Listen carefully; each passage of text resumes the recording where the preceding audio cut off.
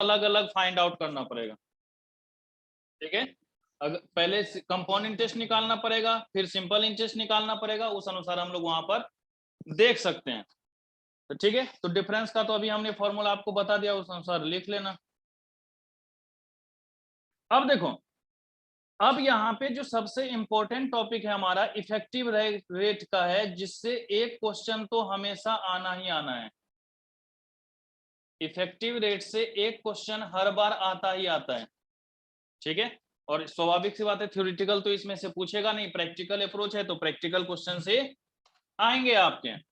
तो अगर मान लीजिए कि आप इफेक्टिव रेट को देखेंगे, तो इफेक्टिव रेट में हम लोग किस तरीके से निकालेंगे उस चीज को हम लोग यहाँ समझते हैं। देखो, यहां पर आपको जो वो कंसेप्ट हमने बताया था number of changes in year वाला, उसको ध्यान में रखना है, क्योंकि उसी बेसिस पर यहाँ पर हमारा काम होगा। क्योंकि जो भी काम करेंगे तो नंबर ऑफ चेंजेस से ही देखा जाएगा। क्योंकि हम जब इफेक्टिव रेट की बात करते हैं तो क्या बोलते हैं कि एनुअल चेंज कितना हो रहा है, कि अगर मान लीजिए 3% पर एनम बोलते हैं तो मतलब एक साल का 3% इंटरेस्ट। लेकिन अगर 3% पर एनम क्वार्टरली कह दें तो उसका इफेक्ट एनुअल बेसिस पे कुछ ना कुछ तो अलग होगा, है ना। तो वो एनुअल इफेक्ट क्या होगा, उसी को हम लोग क्या कहते हैं, इफेक्टिव रेट। तो इफेक्टिव रेट निकालने का तरीका होता है R is equal to 1 plus I की पावर m माइनस 1 इंटू 100, ठीक है। R is equal to 1 plus I की पावर m माइनस 1 इंटू 100। तो m का मतलब number of changes in year. आई जब आप लोग निकालेंगे तो आई के लिए हमने पहले ही बोल दिया, आई इज इक्वल टू क्या होता है, आर बाय एम इंटू 100। कि अगर मान लीजिए कि मैं इस तरीके से कह दूं कि 3% पर एनम, ठीक है, payable half yearly, payable half yearly. आपसे मैंने पूछा बताओ इसका इफेक्टिव रेट क्या होगा। आपसे मैंने ये पूछ दिया कि आपको इंटरेस्ट का रेट दे रखा है 3% पेबल हाफ ईयरली, और आपसे मैंने पूछा कि इफेक्टिव रेट क्या होगा। तो जब भी इफेक्टिव रेट निकालेंगे तो सबसे पहले तो आई को निकालना है। जब तक आई नहीं निकलेगा तो क्या हम लोग निकाल पाएंगे, नहीं। तो चलिए आई इज इक्वल टू लिखिए 3 डिवाइड में 2 इंटू 100, क्योंकि अगर हाफ ईयरली है तो एक साल में कितनी बार बदलाव होगा, 2 बार।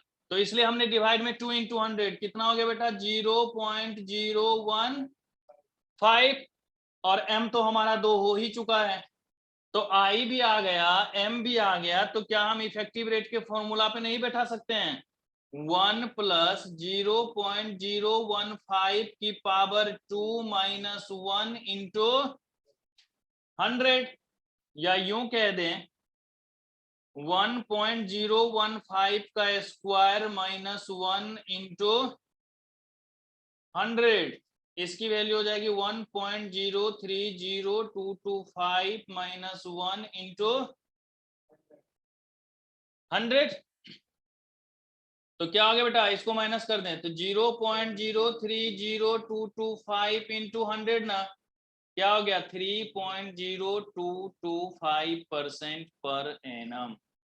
तो देख रहे हैं कि 3% अगर हाफ ईयरली था तो उसका एनुअल इफेक्ट क्या हो गया 3.0225। तो ये जो चेंज होता है यही हमारा क्या होता है, इफेक्टिव रेट होता है। कि अगर कहीं भी हाफ ईयरली है या क्वार्टरली है, ठीक है, या मंथली बेसिस पर, तो उसका एनुअल इफेक्ट क्या होगा। तो जो हमारा एनुअल इफेक्ट होता है उसी को हम लोग क्या कहते हैं, इफेक्टिव रेट कहते हैं। कि चाहे हमारा हाफ ईयरली हो, क्वार्टरली हो, मंथली हो, वीकली हो, उसका एनुअल इफेक्ट क्या होगा, उसी चीज को यहां पर देखने की जरूरत होती है। ओके, अब देखो एनुअल था 3%, हाफ ईयरली कितना हो गया 3.0225। अगर इसी क्वेश्चन को क्वार्टरली बेसिस पर निकाल दें तो हम देख लेते कि क्वार्टरली में इंटरेस्ट का रेट कितना हो जाता है। तो अगर क्वार्टरली हम लोग करेंगे तो उस केस में इफेक्टिव रेट कितना हो जाएगा बेटा, देखिए पहले तो आई निकाल लेंगे, क्या हो जाएगा 3/4 इंटू 100 ना, क्योंकि क्वार्टरली एक साल में कितने क्वार्टर, 4 ना, तो कितने हो गए 0.0075, यही होगा, यही होगा ना। तो अब और m बराबर कितना हो गया कैलकुलेटर होगा ही आप लोगों के पास, तो 1.0075 की पावर 4 माइनस 1 इंटू 100 करो, कितना आ रहा है? आएगा तो 3 पॉइंट समथिंग में ही। कहाँ गया रे, गणनक निकालो ना भाई। 0.033% चेंज हो गया अब। और सबसे पहले तो मैं ये बता दूं, कोई भी बेटा जो अपना गणनक खरीदोगे अर्थात कैलकुलेटर खरीदोगे, वो नॉर्मल वाला ही खरीदना, जिसमें टैक्स वगैरह का काम ना दिया हो। दूसरी बात, साइंटिफिक कोई भी मत परचेज सर करना। 3.033। हाँ बेटा लिख चुका हूँ, ठीक है। तो कोई भी साइंटिफिक मत खरीदना, नहीं तो वो दिक्कत आएगा ही। ओके सर कैशियो का लिया है बिना टैक्स वाला। हाँ बिना टैक्स वाला ठीक है, साइंटिफिक अलाउड नहीं है। हो गया यहाँ तक?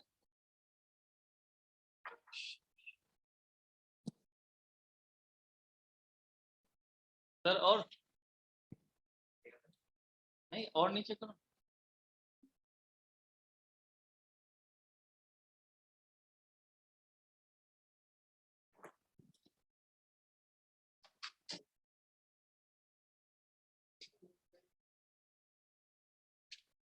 हो गया,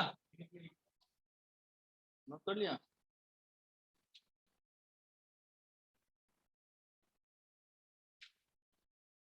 सौरभ जल्दी नोट करो, आज इस चैप्टर को खत्म करके ही छोड़ेंगे जब तक हो जाए, क्योंकि ये चैप्टर खत्म होगा ना तो मैथ से मैं इतना रिलैक्स हो जाऊंगा कि मैथ्स में कोई बच्चा फेल नहीं होगा। ठीक है, जितने इंपॉर्टेंट टॉपिक मैथ्स के थे वो कवर अप हो गया हमारा। तो अब मैं पहले रीजनिंग खत्म करूंगा ताकि 20 नंबर से टेंशन फ्री करूं।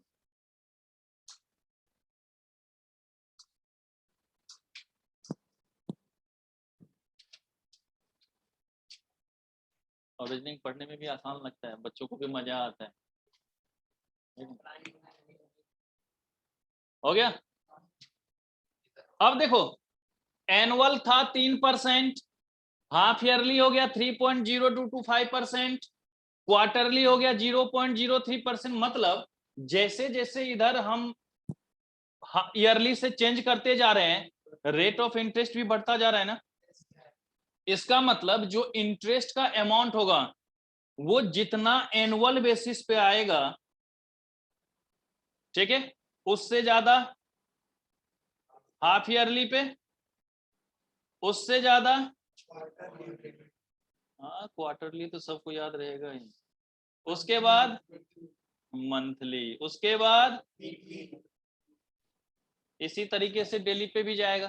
तो जैसे जैसे ये चेंज होता रहेगा, इंटरेस्ट का जो परसेंटेज है, जो इंटरेस्ट की वैल्यू है, वो भी क्या होती जाएगी, बढ़ती चली जाएगी।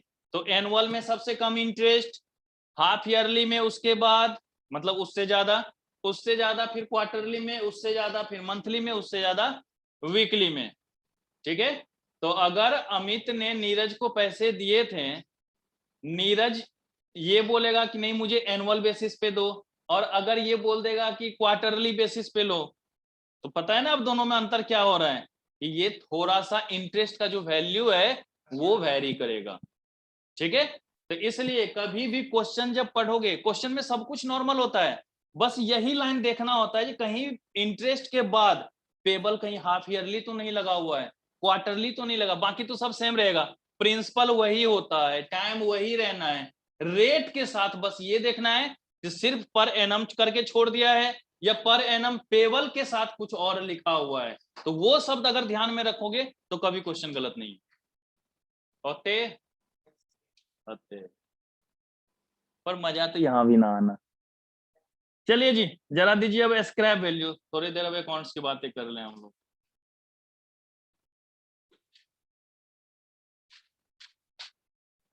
देखो तुम लोगों के अकाउंट्स में एक चैप्टर है डेप्रिसिएशन, ह्रास, है कि नहीं? उसमें पढ़े होंगे आप लोगों ने straight line method, WDV method. तो हम यहाँ पे थोड़ा सा WDV की बात कर लेते हैं, क्योंकि scrap value is also known as written down value method, अर्थात रिड्यूसिंग बैलेंस मेथड। ठीक है, तो यहां पर यही हमें पढ़ना है, लेकिन ना मुझे अकाउंट्स आता है ना मुझे अकाउंट्स पढ़ाना आता है, तो अब करेंगे क्या भाई? मैथमेटिकल टर्म्स में हम देखेंगे कि जो भी क्वेश्चन आप अकाउंट्स में करेंगे उसका आंसर सही है या नहीं है, वो अगर हमें 10 सेकंड में पता चल जाए तो रिलैक्स मिल जाता है, जहां भाई क्वेश्चन जो इतनी मेहनत से करा है वो सही है। ओके, तो स्क्रैप वैल्यू का फॉर्मूला होता है S is equal to C of 1 minus I की पावर n। यहां S तो स्क्रैप वैल्यू, C मतलब होता है बेटा original cost of assets, original cost of assets. अगर ये अकाउंट होता, अकाउंट्स में आप लोग निकालना जानते हैं कि ओरिजिनल कॉस्ट कैसे होता है, यहां पर दिया गया होगा, तो ये टेंशन मत लेना कि निकालने की जरूरत पड़ेगी, सबसे पहली काम। दूसरा, आई का मतलब यहां होता है बेटा रेट ऑफ डेप्रिसिएशन, तो यही काम यहां भी करेंगे, रेट ऑफ डेप्रिसिएशन डिवाइड में 100 ताकि वो आई के रूप में कन्वर्ट हो। और N is known as estimated life. क्या यही सब सारी चीजें नए अकाउंट्स में भी देखते थे? यहां पर भी यही है। होता यह है कि अगर मान लीजिए कि 1 लाख का कोई एसेट्स है, 10% के रेट से डेप्रिसिएशन चार्ज हो रहा है, आपसे बोल देगा कि 3 साल के बाद बताइए उस एसेट्स का बुक वैल्यू कितना होगा, ये पूछ सकता है। मतलब 3 साल डेप्रिसिएशन निकालने के बाद आप उसकी बुक वैल्यू को निकालोगे, ये करोगे। तो आप proper first year, second year, third year लिखते हो। यहां पर क्या करना है कि आपको रेट ऑफ डेप्रिसिएशन दे दिया 10%, ओरिजिनल कॉस्ट दे दिया कितना 1 लाख, और एस्टिमेटेड लाइफ कितना 3 इयर्स। 3 साल के बाद का पूछा है ना आपको, तो एस्टिमेटेड लाइफ हमारे लिए कितना यहाँ 3 इयर्स। तो डायरेक्ट अगर हम उस फॉर्मूले पे निकालेंगे तो हमारा वैल्यू कंसीडर हो जाएगा ही नहीं हो जाएगा। तो जो आप वहां पर 3 बार करने के बाद आंसर निकालेंगे वो यहां से एक ही बार में हो जाएगा, है ना। तो इसको निकालने का एक और तरीका है कि आप ओरिजिनल कॉस्ट में से minus n times rate of depreciation कर दीजिए, जो आएगा वही बुक वैल्यू होता है। अगर आपको फॉर्मूला याद नहीं रखना है तो याद रखिएगा कि जो ओरिजिनल कॉस्ट है, कैलकुलेटर सभी के पास है, आपको 3 साल के बाद पूछा गया है ना कि बुक वैल्यू क्या होगा, तो 3 बार -10%, -10% करो, देखो आ जाएगा वैल्यू, है कि नहीं? नहीं, डायरेक्ट 30% नहीं करना, ऐसे कैसे करेंगे आप? 3 बार डायरेक्ट 10% करेंगे तो 30,000 माइनस होगा तो बचेगा 70,000, और अगर -10 माइनस करेंगे तो 72,890 रुपए बच रहा होगा, 72,890 रुपीज। अंतर नहीं है, 2,890 रुपए का अंतर है, ठीक है। ओके, अब इसी तरीके से मान लीजिए आपको बोलता कि 7th ईयर का डेप्रिसिएशन कितना होगा, ऐसा भी तो क्वेश्चन पूछ सकता है। तो अगर 7th ईयर का डेप्रिसिएशन पूछा जाए, कभी भी आपको डेप्रिसिएशन निकालना हो तो उसमें करना original cost minus n-1 times rate of depreciation into rate of depreciation. कि 6 बार तो आप -10% करो, और 7वीं बार जब करोगे तो इनटू 10% कर देना, 7th ईयर का डेप्रिसिएशन की वैल्यू आ जाएगी। तो उसमें भी अगर आपने क्वेश्चन सॉल्व किया तो चेक हो जाएगा कि हमारा आंसर जो वहां पे निकला है वो सही है या नहीं है, क्योंकि एक क्वेश्चन तो देता नहीं, मशीन 1 कभी और खरीदते हैं, मशीन 2 कभी और खरीदते हैं, पार्शियल उसमें से बेच भी देते हैं, पूछ देता है ना भाई। बड़ी टेंशन का काम है, पढ़ाई लिखाई से दूर रहना चाहिए आप।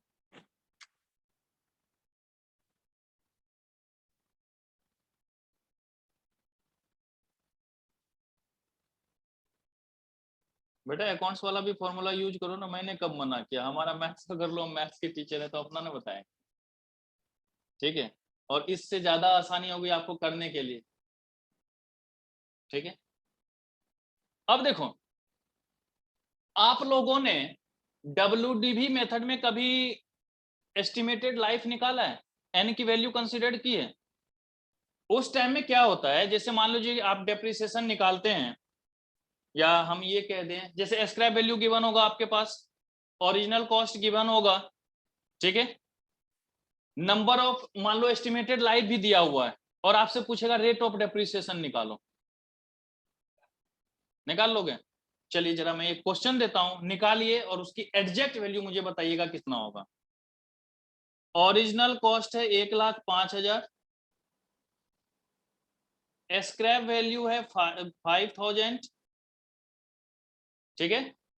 एस्टिमेटेड लाइफ है 10 years, find rate of depreciation as per WDV method. और ये क्वेश्चन पूछा हुआ है आपके मैथ्स में 1 नंबर का ICI में।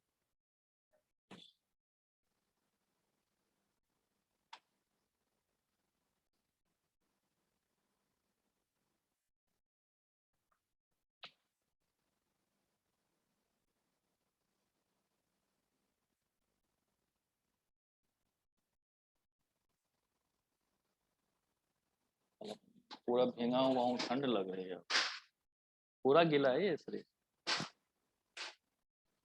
क्या हुआ रे, काहे गुस्सा हो रहा है?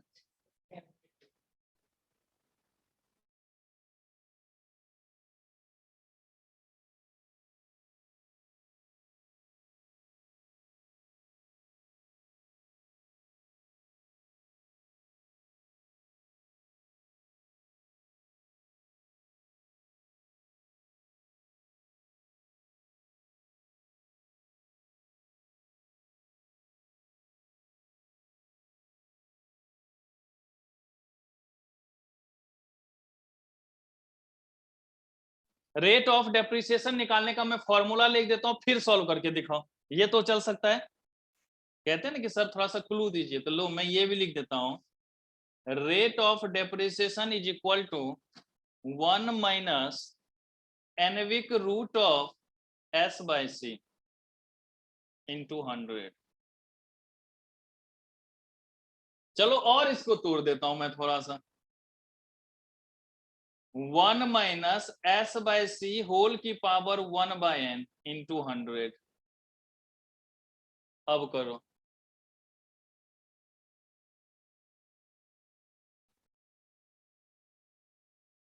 आया ऑनलाइन बच्चे, आया तुम लोगों का सॉल्यूशन?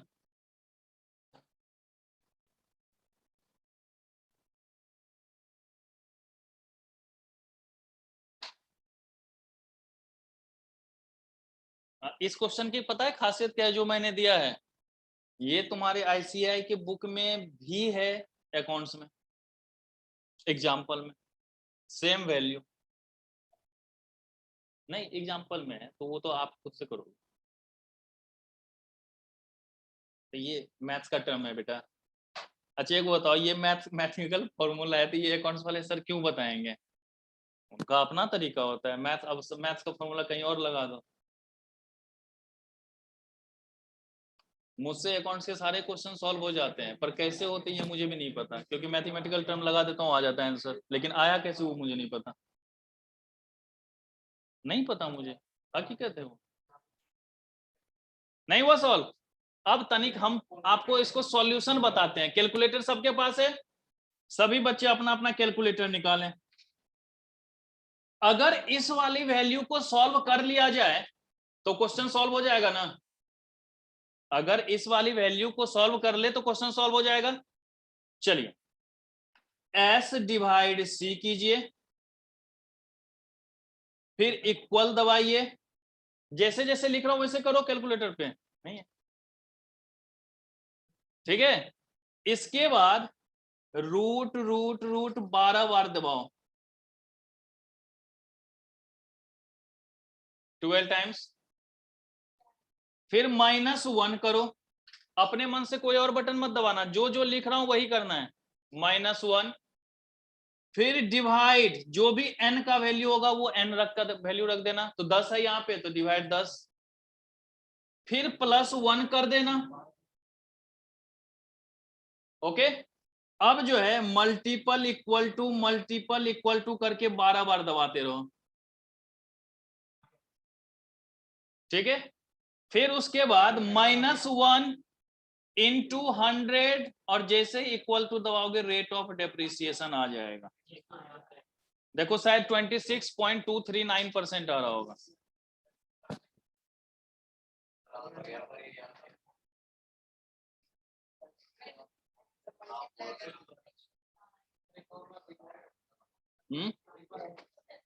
देखो 5000 आपका एस्क्रा वैल्यू है, तो कैलकुलेटर पे लिखो पहले 5000 डिवाइड ओरिजिनल कॉस्ट कितना है 1,05,000, तो लिखो 1,05,000 इक्वल का बटन दबा दो, कुछ ना कुछ वैल्यू आ गया होगा। अब 12 बार रूट दबाते रहो, गिन के 12 बार ही दबाना है, 12 बार रूट दबाओ, हो गया। फिर -1, कोई और बटन नहीं दबाना, -1, फिर डिवाइड का बटन दबाओ, n की वैल्यू 10 थी ना, तो 10 दबाओ, फिर +1 लिखो, अब मल्टीपल इक्वल टू दबाते रहो 12 बार,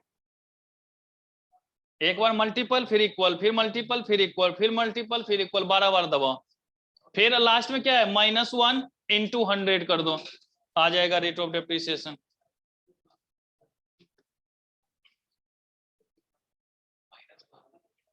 तो माइनस में इसलिए आ रहा है, 1 में से लेस था, हमने सब में से -1 किया ना बेटा। सर आ नहीं रहा है 26.239% आ रहा होगा। सर, -0.47 आ रहा है। वही तो, कुछ गलत कर रहे हो बेटा, जैसे यहाँ पे लिखा हो, देखो कैसा भी क्वेश्चन आ जाए, एक चीज याद रखना, सिर्फ 3 चीजें इसमें बदलती है, इस दोनों का वैल्यू चेंज होगा और n का वैल्यू चेंज होगा, बाकी कोई भी पावर अगर 1/, के रूप में रहेगा ना, फॉर्मूला यही लगाना है। क्या इस फॉर्मूले का सॉल्यूशन यही है, ठीक है भाई? नहीं तो अभी मैं फिर बोलूंगा कि नहीं इसमें एंटी लॉग लगेगा, तो बोलोगे ये एंटी लॉग क्या होता है भाई? तो उससे ज्यादा अच्छा ना कि कैलकुलेटर पे सॉल्व करके टेंशन फ्री हो जाओ। और ये सिर्फ इसी के लिए नहीं होगा, ये तो चलो यहां पर है, हमने क्या बोला, कहीं भी पावर अगर 1/n के रूप में हो, कहीं पर भी। अब जैसे मुझे कभी कभी कोई ऐसे परेशान करने के लिए बच्चा पूछ देता है, सर मान लीजिए 500 की पावर 3/50 है, अब बताओ इसकी वैल्यू कितनी होगी?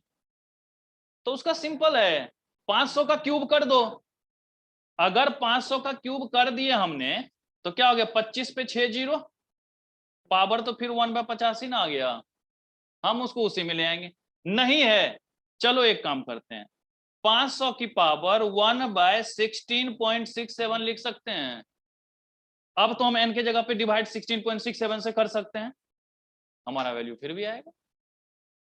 कहीं पर भी कोई भी पावर हो, आप उसको 1/n के रूप में अगर ले आओगे, तो ये फॉर्मूला लगा के सॉल्व कर सकते हो, कितनों घुमा दें। ओके, एक बार फिर से प्रैक्टिस कर लो कि हो रहा है या नहीं हो रहा है, बाद में बदनाम मत करना सर ये ऐसे कैसे दे दिया आप।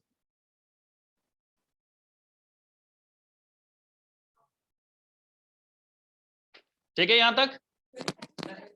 हाँ, मैंने क्या बोला, सिर्फ ये दोनों वैल्यू बदलेगा, ये वाली वैल्यू चेंज होगी, बाकी सारा रिमेन कांस्टेंट।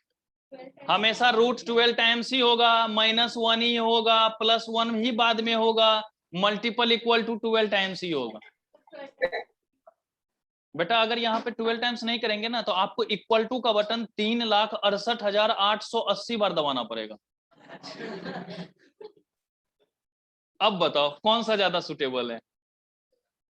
वो लॉग की वैल्यू को तोड़ने का तरीका है, कि हम उस पर नहीं जा रहे हैं, हम उस पागलपन में क्यों जाएं, नॉर्मल सॉल्व क्यों नहीं तो 3,68,880 बार इक्वल टू का बटन दबाते रहना पड़ेगा, तब वैल्यू आएगी।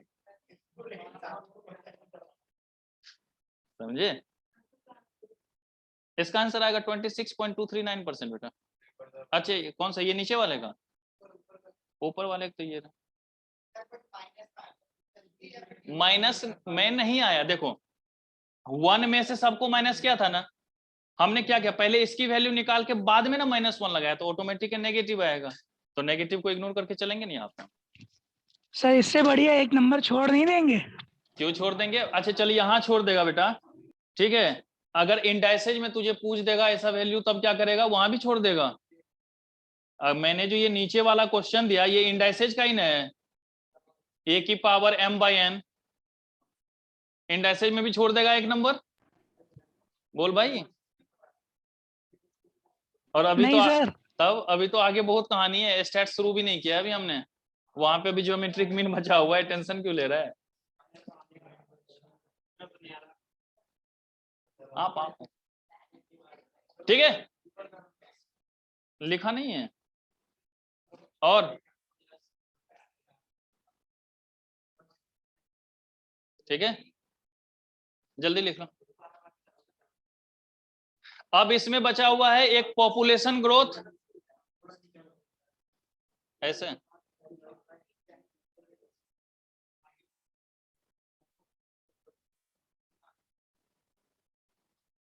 इसको जरूर निकालो।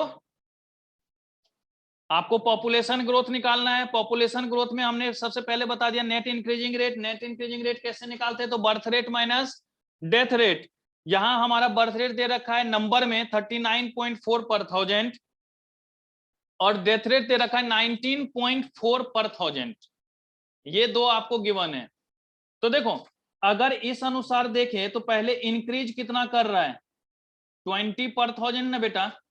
और जब हम परसेंटेज में निकालते हैं तो 100 के बेसिस पे निकालते हैं ना, तो लिखेंगे नेट इंक्रीजिंग रेट 20 डिवाइड में 1000 इंटू 100 2%। बेटा 20 इंटू 100 बराबर 2000 डिवाइड में 1000 तो दोनों हुआ या नहीं हुआ। तो 2% का पॉपुलेशन हमारा क्या हो रहा है, इंक्रीज हो रहा है। तो अब इसमें कैसा क्वेश्चन आएगा और किस सर तरीके, एक बार और बताइए प्लीज। देखो 39.4 जो है हमारा क्या है, बर्थ रेट है 1000 में 1000 के बेसिस पर, और 19.4 दे रखा है 1000 पे डेथ रेट। तो सबसे पहले हम ये देखें कि हमारा इंक्रीज कितना हुआ। तो इंक्रीज कितना होगा, 39.4 माइनस 19.4 कितना, 20। 20 का इंक्रीज कितने में हुआ बेटा, 1000 में ना। और परसेंटेज कितने पे निकलता है, 100 पे। तो 20 बाय 1000 इंटू 100 कितना हुआ, 2% का इंक्रीज हो रहा है। ओके। तो अब अगर पॉपुलेशन ग्रोथ का कभी भी फॉर्मूला पूछे, जस्ट लाइक अमाउंट का जो फॉर्मूला आप कंपाउंड इंटरेस्ट में लिख रहे थे, P ऑफ 1 प्लस आई की पावर n, मतलब कि आज हमारा क्या है और अगर इस रेट से बढ़ेगा तो 10 साल में क्या हो जाएगा, यही होता है। यहां पर भी आपको अगर फ्यूचर पॉपुलेशन निकालना है तो present population of 1 plus net increasing rate divide में नंबर ऑफ ईयर्स। ठीक है, आई का मतलब तो हो गया नेट इंक्रीजिंग रेट, एन का मतलब नंबर ऑफ ईयर्स,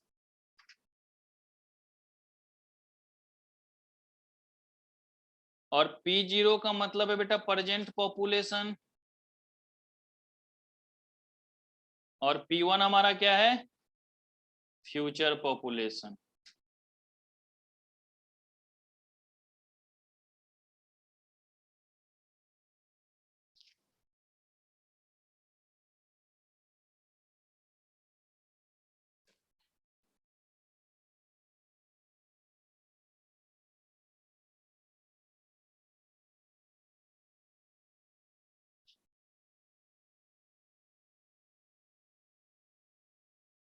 लिख लिया, निकालिए एक्सरसाइज 4B।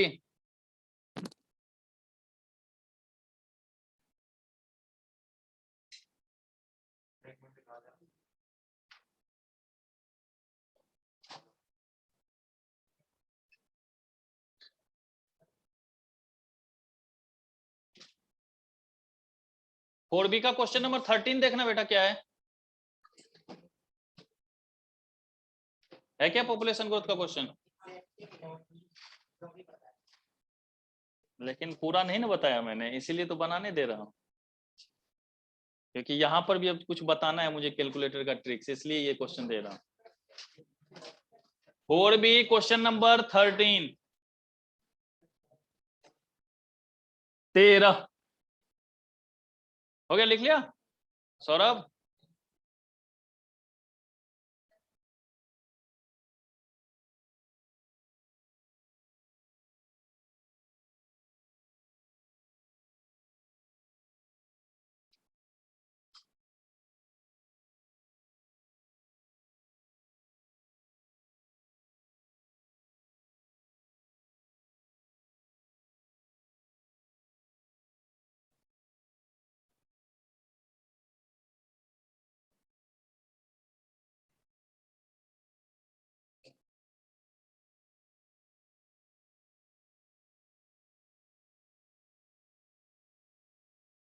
जल्दी सॉल्व करो।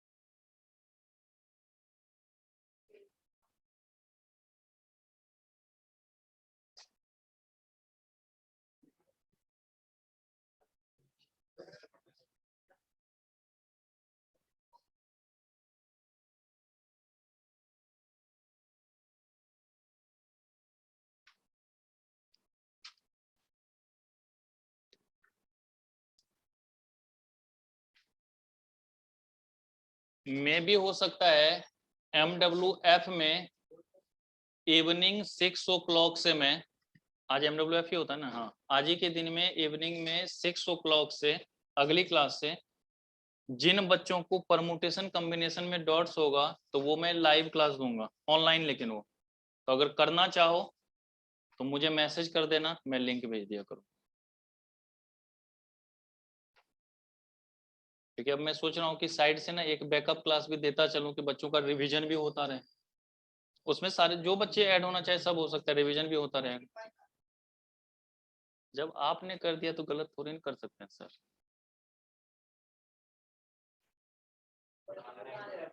हाँ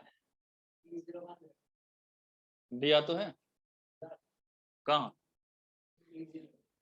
कुछ भी तुम अपने मन से मान लो, P0 क्या है, डबल बोला।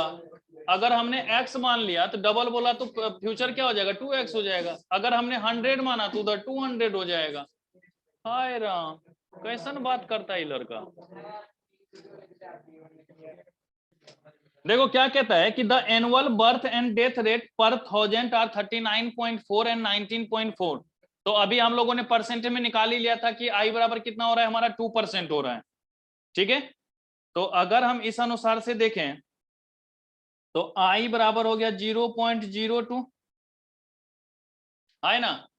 कहता है in which the population will be double assuming there is no immigration और इमिग्रेशन, मतलब ना ही कोई बाहर गया है और ना ही कोई बाहरी आया है, जो हमारे यहां पर थे उसी पर ये अप्लाई कर रहे हैं हम लोग। तो अगर बेटा मान लो कि हमने P0 को मान लिया x, तो P1 कितना हो जाएगा 2x। तो हमारा क्या होता है P1 is equal to P0 of 1.02 की पावर n, या हम लोग ऐसे लिख सकते हैं 2x by x is equal to 1.02 की पावर n। क्या हो गया 1.02 की power n is equal to 2। अब देखिए सबके पास कैलकुलेटर है, हमें अभी भी नहीं पता कि क्या किस तरीके से हमें लॉग वगैरह लगाना है, क्योंकि मैंने लॉग बोला ही कि माथा में ज्यादा टेंशन लेने की जरूरत है नहीं, है कि नहीं। समझ में आया ठीक है, नहीं समझ में आया तो और भी अच्छी बात है, आगे ना इसकी कभी कोई लाइफ में जरूरत है ना कहीं पे कुछ आएगा।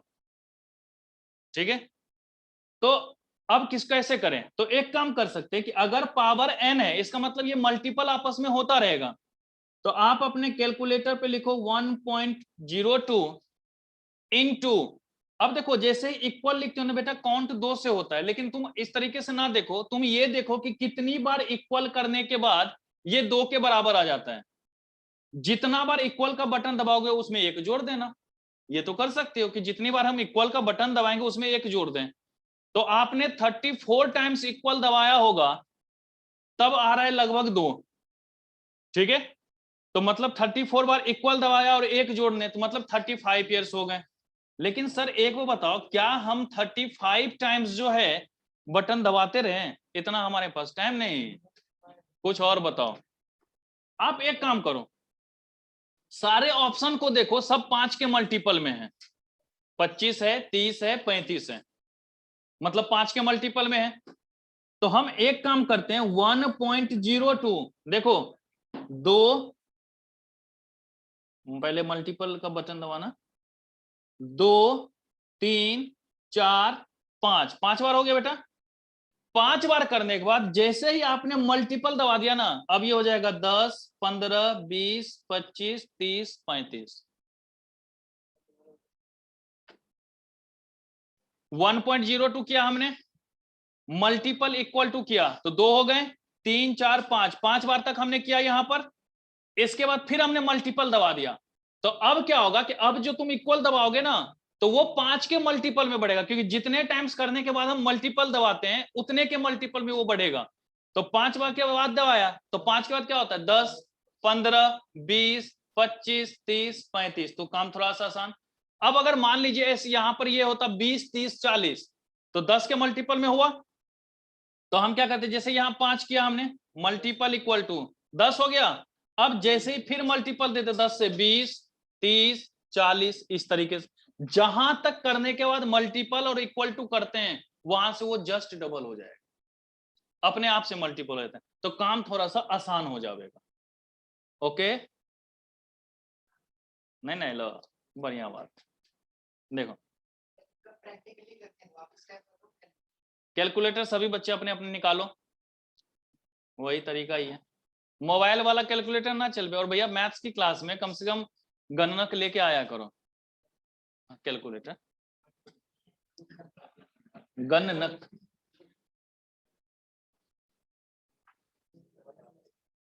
देखो पिछले 13 सर साल क्या से लेके आना है? गणनक कैलकुलेटर है बुर्बक। पिछले 13 साल से मुझे बहुतों बच्चों ने ये बोला है कि सर आप अपना बिहारी टोन छोड़ दो, इतना हिंदी बोलना छोड़ दो, लेकिन हमने बोल दिया जो हमारा अस्तित्व है वो हम नहीं छोड़ सकते। आप क्यों नहीं छोड़ सकते, है कि नहीं? तो ना मैं आपको छोड़ने के लिए बोल रहा हूँ ना मेरा टोन है, हम अपनी जगह सही हैं, आप अपनी जगह। इसलिए मैं दोनों ही चीजें में बोल देता हूँ कि समझ में आ जाए। नहीं होते हैं कभी कभी कुछ ऐसे बच्चे होते हैं जो मान लो हिंदी मीडियम से पढ़ के आए होंगे, वो बहुत ही ज्यादा शर्मिंदगी महसूस करते हैं कि मैं कैसे पूछूं कि इसका मतलब क्या होता है। मैं उस जगह से बिलोंग करता हूं तो मुझे पता है बिहार का कहते हैं इंग्लिश सबसे खराब है, ये बात फैक्ट है। और मैथ्स वहां के बच्चों के खून में बसता है, ठीक है ना? आप भी जितने भी टीचर से मैथ्स अगर कभी पढ़े होंगे तो 90% आपको बिहारी मिलेगा, ये फैक्ट है वहां का। क्योंकि वहां पे जब हम लोग भी जब पढ़ते थे ना बचपन में, कोई जैसे घर आता था घूमने फिरने के लिए तो बूढ़ो लोग कुछ और नहीं पूछता था, मैथ्स का फॉर्मूला पूछेगा, अरे ये बता तो क्या होता है, अगर बता दिए तो अच्छा बच्चा बड़ बढ़िया, बाकी कुछ नहीं पूछेगा। ये फैक्ट है। कॉमर्स अब हम लोगों की तरफ गया है बिहार में पिछले 5-6 सालों में। हम लोगों के टाइम में कॉमर्स था कहाँ? हम लोग तो सीधा समझते थे 10th किए हैं चल साइंस लेते हैं, साइंस ही पढ़े हुए।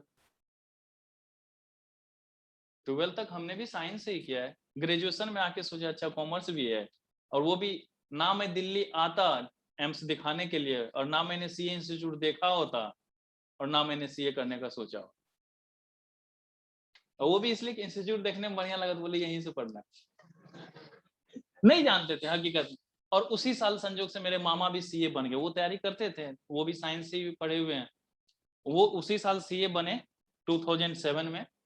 और उसी साल हमने भी डिसाइड किया, यहाँ पर एम्स आए थे दिखाने के लिए सर को, तो फिर देखा CA the institute of chartered accountant of India, तो पढ़ने लगे। बाद में ऐसा हुआ कि उसी इंस्टीट्यूट में पढ़ाने लगे तो सीए अपना ड्रॉप हो गया, क्योंकि एक ही इंस्टीट्यूट में आप पढ़ भी नहीं सकते और पढ़ा भी नहीं सकते। तो मेरे पास ऑप्शन था कि या तो आप सीए फाइनल अभी कंटिन्यू करें, या जब तक आप सीए में मतलब सीए इंस्टीट्यूट में पढ़ा रहे विश्वास नगर में तब तक छोड़ना पड़ेगा। मैंने बोला पढ़ाई छोड़ दूंगा, पढ़ाने दे भाई। तो वहां पर पढ़ाने लगा था। होता है जिंदगी में बहुत कुछ। सर आपने पढ़ाने के लिए अपनी पढ़ाई छोड़ दी? हाँ तो क्या हो गया बच्चे, पढ़ाना तो ज्यादा जरूरी है ना, जिसमें मजा है वो काम करना चाहिए, सर ये आपने बहुत बढ़िया किया। है कि नहीं? मजा आना चाहिए बस। घर पे जाते हैं रिलैक्स होकर रात में सोते हैं, कोई टेंशन नहीं रहता। घर वालों ने हजारों बार बोला है कि जॉब कर ले, मैंने बोला संभव नहीं। कभी पता चलेगा कि सामने वाले बॉस ने कुछ बोला, मुंह पे मार दिया मुक्का में, बर्दाश्त होना नहीं मुझसे। वाह ये अच्छा था। चलो जी, गलत है बेटा, ऐसे तुम लोग मत करना, तुम लोग सीए बनना पहले, ठीक है? चलो जी, तो ये इस तरीके से देखो क्या करोगे कि अपने कैलकुलेटर पे 1.02 सब बच्चे लिखो, सबने कैलकुलेटर निकाल लिया। अब मल्टीपल का बटन दबाओ, अब काउंट करना शुरू करो। 2 जैसे इक्वल दबा रहे हैं, 2, 3, 4, 5, 5 हो गया ना। फिर से एक बार मल्टीपल का बटन दबा दो। अब जब मल्टीपल के बाद इक्वल दबाओगे तो अब हो गया 10, 15, 20, 25, 30, 35। ठीक है, जहां पर मल्टीपल लगाएंगे वहां से वो अपने आप का डबल हो जाएगा। तो 1.9998 आ गया तो 2 नहीं हुआ, अब क्या गुर्दा छिल के मानेगा? ठीक है, लेकिन मजा इसमें भी नहीं आता। ये तो यहां छोटी सी कहानी थी। जरा एक्सरसाइज 4B में ही मुझे क्वेश्चन नंबर 9 करके दिखाओ।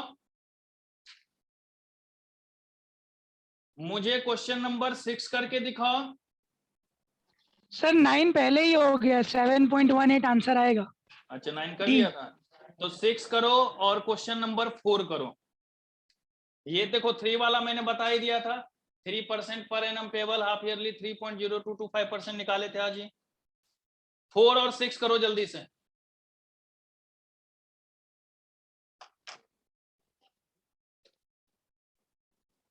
और इस चैप्टर में जितनी ज्यादा से ज्यादा आप लोग मेहनत कर सकते हो कर लेना। 4 नंबर का भी आ सकता है, 7 नंबर का भी आ सकता है, 8 नंबर का, और मैक्सिमम 12 नंबर तक गया हुआ है ये सिर्फ ये चैप्टर। इजी है, जबकि देखो अभी तक कोई ऐसा टफ है, इजी है, लेकिन मार्क्स इसमें से ज्यादा आते हैं, तो इसलिए टूट पड़ना है इस पर। हो गया क्वेश्चन नंबर 4 और 6?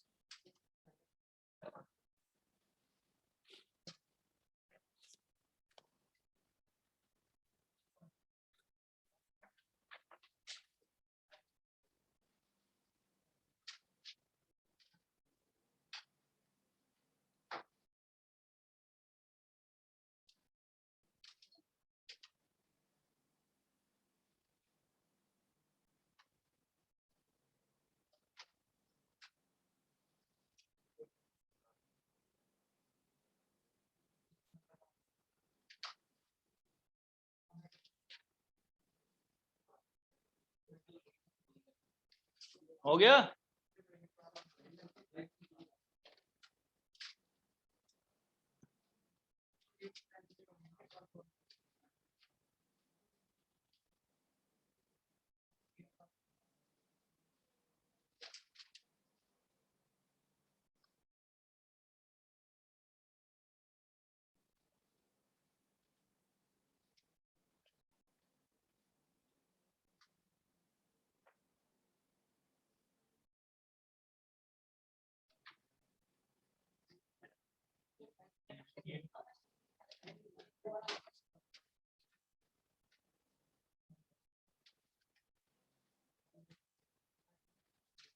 अरे हुआ बच्चों?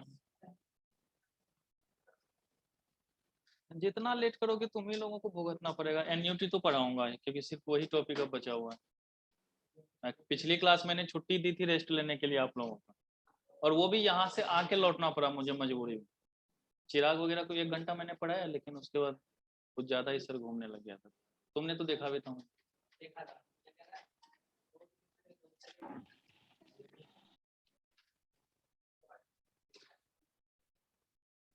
4 बजे तक।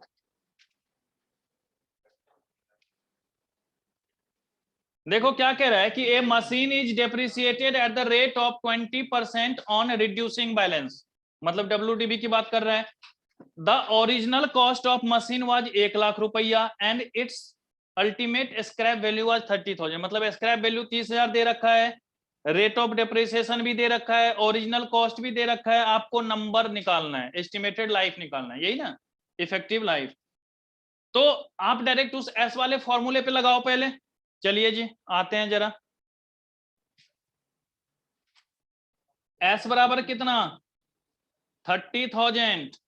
इसमें मैं दोनों ही तरीका बता दूंगा। आपको एग्जैक्ट वैल्यू अगर निकालना है तो वो भी तरीका मैं बता दूंगा, और अगर अप्रोक्सीमेट लेकर के चलना है तो वो भी तरीका बता देता हूं। ओरिजिनल कॉस्ट दे रखा है आपको 1 लाख, और आई बराबर दे रखा है 0.2। तो हमारा जो फॉर्मूला है वो क्या कहता है कि S is equal to C of 1 minus I की पावर n, या यूं कह दे 30,000 डिवाइड में 1 लाख इज इक्वल टू 0.8 की पावर n लिख सकता हूं बेटे, है ना? या यूं कह दें 0.8 की power n is equal to 0.3। अपने कैलकुलेटर पे लिखो 0.8 इंटू, अब इक्वल टू करते जाओ, देखो 2 3 4, तब तक करना है जब तक 3 के लगभग बराबर नहीं आ जाए। कितने कैलकुलेटर है किसी के पास? दिखाना मुझे, मैं दिखाता हूँ। नहीं ये वाला नहीं, वो चाहिए। नहीं वो भी नहीं, नॉर्मल 100 रुपए वाला कैलकुलेटर चाहिए। हाँ देखो तो कितना प्यारा कैलकुलेटर होता है। दे अमित।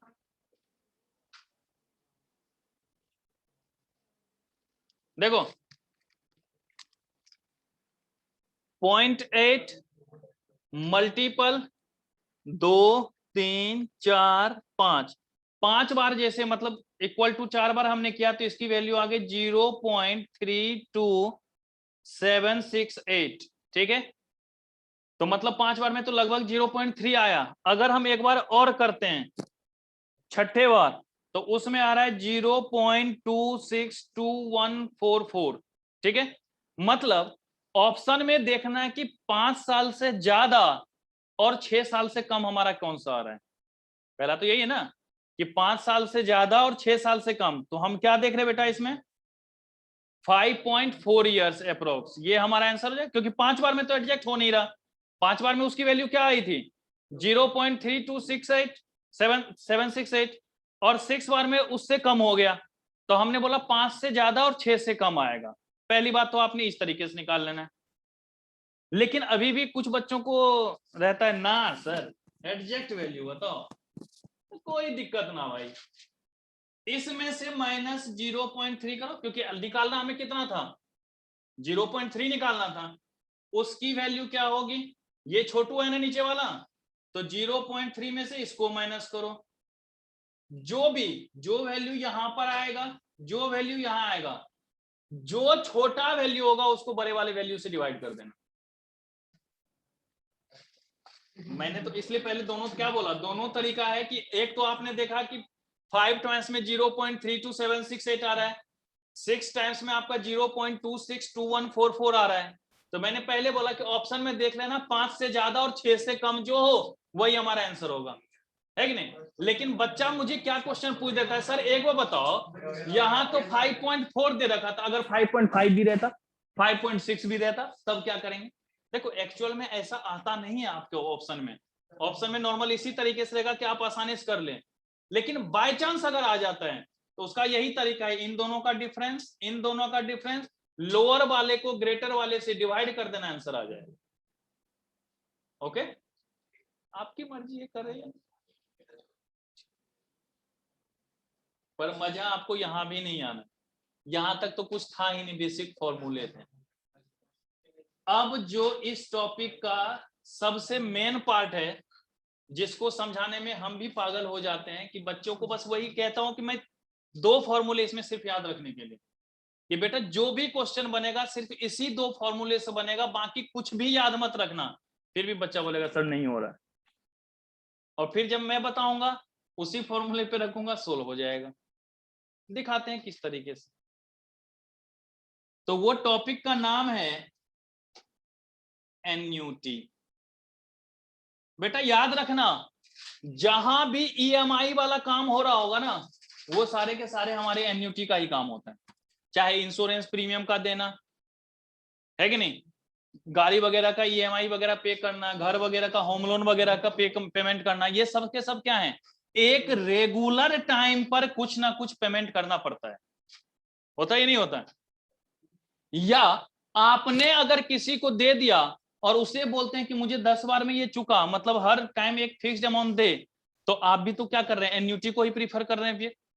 तो जहां पर भी एक रेगुलर टाइम इंटरवल पर, क्या हुआ नीरज, मुंह क्यों इतना बड़ा खोल रहे हो भाई, ठीक है, कि जहां पर भी एक रेगुलर टाइम इंटरवल पर पेमेंट की बात आएगी, चाहे वो रिसीव्ड की बात हो चाहे वो पेबल की बात हो, क्या होना चाहिए, एक रेगुलर इंटरवल पे होना चाहिए, तो वो हमारा एन्युटी के अंतर्गत आता है। लेकिन अब ये पेमेंट भी 2 तरीके से होता है, जैसे मैं आसान शब्दों में इसको समझाऊं, आप लोग मोबाइल तो सारे बच्चे आजकल यूज कर रहे हैं, सिम 2 तरीके का होता है नहीं, प्रीपेड और पोस्ट पेड, एक में कहता है पहले इस्तेमाल करो फिर विश्वास करो, है कि नहीं, कि पूरे महीने इस्तेमाल कर लो बाद में पेमेंट कर दो, दैट मींस पोस्ट पेड, तो मतलब एट द एंड पेमेंट हुआ। एक में बोलता ना भाई, पहले पैसा फिर कोई तमाशा, है कि नहीं, तो पहले रिचार्ज करो फिर बात करो, मना किसने किया है? तो मतलब कि payment in the beginning, payment at the end, दो बातें यहां पे हो सकती है। आप ही इंश्योरेंस प्रीमियम देते हो, जैसे मान लो क्वार्टरली बेसिस पे दे रहे हो, तो हर 3 महीने पे देना है, तो आपकी मर्जी है कि आप या तो 1 जनवरी को दे करके पूरे 1 जनवरी से लेकर के 31 मार्च तक का टेंशन फ्री हो जाओ, है ना, या आप बोलो, आपसे मांगने आएगा, बोलेगा ड्यू डेट कब है, अरे 31 मार्च तक देना है, तो अभी क्यों दे दें, हम तो 31 मार्च को जमा करेंगे। होता ही नहीं, आपके पास दोनों बातें हैं। जैसे पोस्टपेड का बिल ही आता है, या आप लोग इलेक्ट्रिसिटी का बिल देखते होंगे, वाटर का बिल देते हो, उसमें क्या होता है, बिल जनरेट होता है, आप चाहें तो उसी टाइम पेमेंट कर दो, बिल आपके पास आ गया, आप पेमेंट कर दो, लेकिन उसमें रहेगा एक ड्यू डेट कि इतने तारीख तक देना है, तो लोग क्या बोलते हैं, ना भाई हम तो लास्ट दिन देंगे, इतना दिन का इंटरेस्ट तो बचेगा। होता ही नहीं होता। तो एन्युटी यही सोचने के लिए आपको बताता है कि आपके लिए बेनिफिशियर क्या है, किस में फायदा हो रहा है, जो कि अमित शुरू से इसी पर अप्लाई कर रहा है। तो एन्युटी 2 तरीके का होगा बेटा, ऑर्डिनरी एन्युटी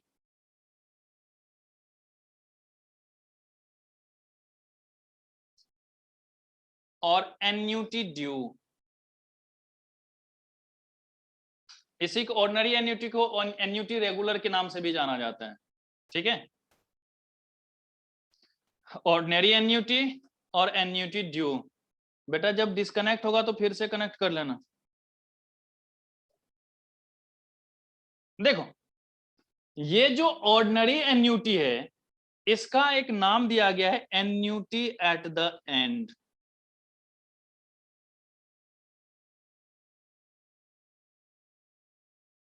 जो कि हमारे सिलेबस में है, ठीक है।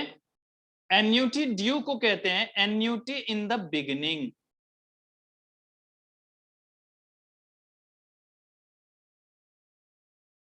जो कि हमारे सिलेबस में नहीं है, लेकिन फिर भी हम फॉर्मूला देखेंगे दोनों का। नहीं, नाम में क्या रखा है, अब मेरा नाम राकेश है, कोई मुझे राका बोलता है, कोई राक्षस बोलता है, तो मैं राक्षस थोड़ी ना हो जाऊंगा। तो नाम पे नहीं जाना, काम पे जाना है, ठीक है। तो ऑर्डिनरी एन्युटी क्या हो गया बेटा, एन्युटी एट द एंड, और एन्युटी ड्यू क्या हो गया, एन्युटी इन द बिगिनिंग। ये 2 बातें करनी। देखो अगर हम कहीं पैसा जमा कर रहे हैं तो कुछ एक वर्षों के बाद हमें वो रिटर्न मिलेगा। रिटर्न मिलेगा मतलब हमारे लिए फायदा का सौदा है, रिटर्न मिलेगा। तो जहां रिटर्न मिलने वाली बात होती है वहां पर हम फ्यूचर वैल्यू निकालते हैं, क्योंकि आज हम जमा कर रहे हैं तो भविष्य में हमें मिलेगा। आज अगर हम जमा कर रहे हैं तो भविष्य में हमें क्या होगा, मिलेगा। तो जहां पर मिलने वाली बात होती है वो हमारा होता है फ्यूचर वैल्यू। लेकिन हमने गाड़ी खरीद ली है, हमें चुकाना पड़ेगा, मतलब कर्जा तोड़ने की बात आई। तो जहां पर कर्ज तोड़ने की बात आएगी तो कर्ज क्या तोड़ेंगे, क्या आप बोलेंगे कि हमने 1 लाख रुपए का गाड़ी लिया है, इसी का पेमेंट मुझे करना है, तो मतलब वो आज उसकी कीमत 1 लाख रुपए है ना, है ना, तो मतलब प्रेजेंट वैल्यू। तो जहां पर चुकाने वाली बात आएगी वहां पर प्रेजेंट वैल्यू, और जहां पर रिसीव्ड करने वाली बात आएगी वहां पर फ्यूचर वैल्यू। तो इसलिए याद रखना कि कहीं भी कोई क्वेश्चन दिया गया हो जिसमें loan, borrowings, hire purchase, installment payment की बात आएगी, तो वहां पर आंख बंद कर करके फ्यूचर वैल्यू नहीं प्रेजेंट वैल्यू लगाना। गौर से देखो कि जहां पर लोन, बोरोइंग्स, हायर परचेज और इंस्टॉलमेंट पेमेंट की बात आएगी वहां पर क्या लगाना है आपको, प्रेजेंट वैल्यू। क्योंकि हम चुकाएंगे ना, उसमें हमने कोई लोन लिया है तो हमें चुकाना पड़ेगा, हमने उधार लिया हमें चुकाना पड़ेगा, हमने ईएमआई पे कोई गाड़ी ली है हमें चुकाना पड़ेगा। तो जहां पर चुकाने वाली बात आती है तो वहां पर हमेशा प्रेजेंट वैल्यू का फॉर्मूला लगेगा। 2 ही बातें यहां पर होती है, या आइदर फ्यूचर वैल्यू और प्रेजेंट वैल्यू। हम उतने डीप में नहीं जाते हैं कि कैसे क्या करना है, हम तो ये देखते कि ये दो फॉर्मूला, इससे हमारे सारे क्वेश्चन सॉल्व हो जाएंगे, आगे हमें इसकी जरूरत नहीं है, बात खत्म। ठीक है, तो सबसे पहले इसमें होता कैसे है तो जरा गौर से देखिए। मान लीजिए ये हमारा टाइम ड्यूरेशन है, चाहे हम किसी इंस्टॉलमेंट की बात कर रहे हैं चाहे किसी चीज की बात कर रहे हैं, तो ये हमारा क्या है, टाइम ड्यूरेशन। ओके, कि हमने यहां से शुरुआत करी है, यहां पे हमारा पेमेंट खत्म होगा। अब इसको हमने अलग अलग पार्ट्स में बांट दिया कि हो सकता है इतने ईएमआई हमें देने हैं। ठीक है, तो देखो जनवरी में काम शुरू हो चुका, लेकिन हम बोलेंगे हम तो अभी पेमेंट ना करेंगे, हम तो कब करेंगे, मार्च के लास्ट में। फिर उसके बाद 1 अप्रैल को नहीं करूंगा, 30 जून को करूंगा। मतलब हमेशा जब भी पेमेंट होगा क्या होगा बेटा, लास्ट में होगा। दोनों का फायदा और नुकसान भी बताता हूं क्या है हमारे पास। सर एक बार और बताइए, स्टार्टिंग से समझ नहीं आया। कौन सा समझ में नहीं आया? Sir annuity at the end वाला जो आप बता रहे हैं। देखो अभी मैं बता ही रहा हूं, जैसे मान लो यहां पर तुमने किसी से लोन लिया, ठीक है, तुम्हें पैसे चुकाने हैं, यहां पर आके तुम्हारा लोन खत्म होगा। तो अगर मान लीजिए कि तुम्हारा एक जो क्वार्टरली बेसिस पे तुमने किया, मतलब 1/1 से शुरू होगा, 31 मार्च को क्वार्टर खत्म हो रहा है, मतलब इस बीच में तुम्हें देना है। तो तुम क्या बोलोगे, ना भाई हम स्टार्टिंग में नहीं देंगे, हम कब देंगे, 31 मार्च को देंगे। फिर तुम्हारा दूसरा ईएमआई ड्यू हो जाएगा 1/4 को, लेकिन तुम बोलोगे ना हम 1/4 को तो नहीं देंगे, हम 30 जून को देंगे, क्योंकि उस टाइम तक हमें देने का है। तो हम पेमेंट बिगिनिंग में नहीं करके कब करेंगे, एट द एंड करेंगे। तो यही चीज यहां पर मैंने लिखा है यहां पर कि हमेशा पेमेंट क्या होगा, लास्ट में होगा। लेकिन जब हम एन्युटी की बात करेंगे ड्यू वाली, तो उसमें बोलेंगे ना भाई पहले पेमेंट करो, उसके बाद कोई कहानी आप बकना। मतलब 1 जनवरी को ही हमें पेमेंट आ जाएगा। तो इसमें फायदा भी है। क्या फायदा है तो जरा गौर से देखो, अगर हमें किसी का लोन चुकाना है, ठीक है, हम लोन चुका रहे हैं और 1 जनवरी को ही हमने पेमेंट कर दिया, तो 1 जनवरी से 31 मार्च तक का एक इंटरेस्ट हमारा बचेगा, ये नहीं बचेगा, वो तो हमें पेमेंट नहीं करना पड़ेगा। लेकिन अगर वही मैंने 31 मार्च को उसको दिया, तो 1 जनवरी से 31 मार्च तक का इंटरेस्ट हमें चुकाना पड़ेगा या नहीं चुका पड़ेगा। तो ये जो एन्युटी ड्यू वाला होता है, इसमें इंटरेस्ट का अमाउंट एक बार कम हो जाता है। समझ गए, इसमें क्या होता है, इंटरेस्ट एक बार कम लगता है, लेकिन इस वाले में इंटरेस्ट एक बार ज्यादा लगेगा या नहीं लगेगा, क्योंकि हम तो बिगिनिंग में दे नहीं रहे हैं और ये वाला बिगिनिंग में दे रहे हैं। तो ऑटोमेटिक जो लास्ट वाला हमारा इंस्टॉलमेंट बचेगा, वो सिर्फ हम प्रिंसिपल का अमाउंट दे करके अपना काम खत्म कर लेंगे, क्योंकि 3 महीने तो तुम्हारा रख ही नहीं रहा हूं मैं, 1 के 1 तारीख को मैंने तुम्हें दे दिया।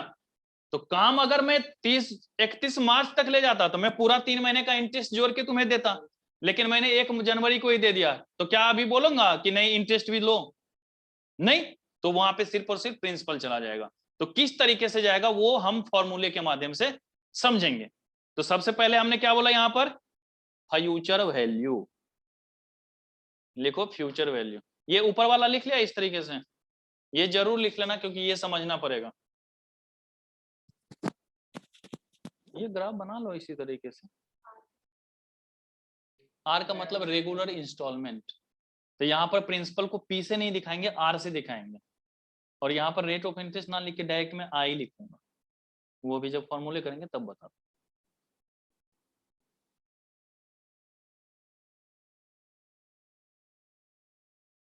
क्या हुआ रे,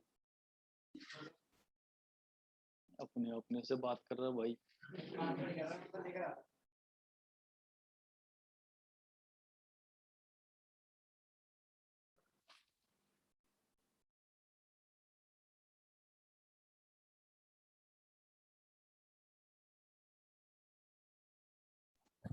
सर रीजनिंग कब से स्टार्ट करोगे आप?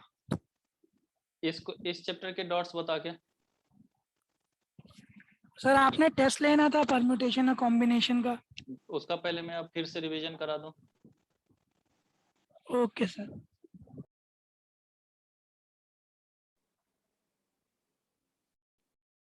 हो गया, देखो तो सबसे पहले हमारा काम क्या है बेटा, फ्यूचर वैल्यू।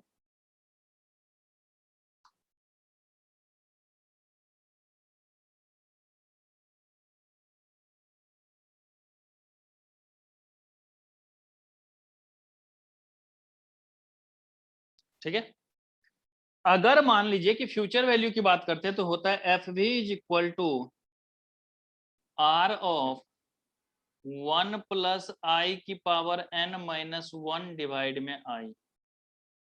और देखो फॉर्मूला लिख दूंगा, दोनों का कैलकुलेटर तरीका लिख दूंगा, आपको वही फॉलो करना है और कुछ भी अपनी तरफ से दिमाग लगाने की जरूरत ही नहीं है इसमें। एफ बी क्या हो जाएगा बेटा, आर ऑफ 1 प्लस आई की पावर n माइनस 1 डिवाइड में आई। तो अगर इसको तोड़ के देखें कैलकुलेटर पे तो ऐसे लिख सकते हैं 1 plus I multiple equal to n minus 1 times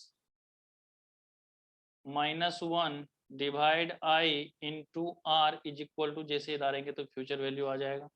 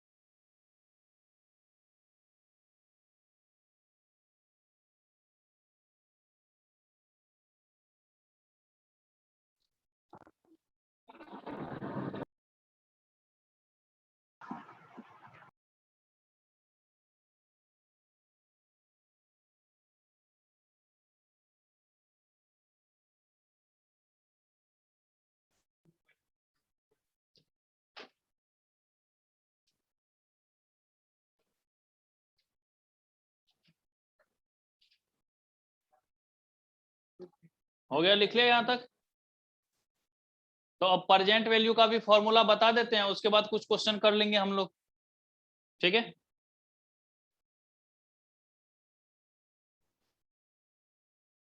लिखिएगा in case of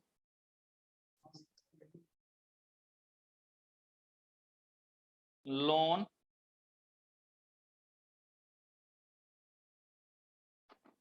borrowings and hire purchase,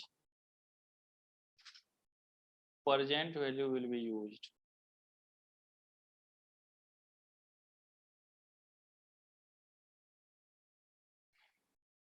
PV is equal to R of 1 minus 1 plus I की पावर माइनस n डिवाइड में I।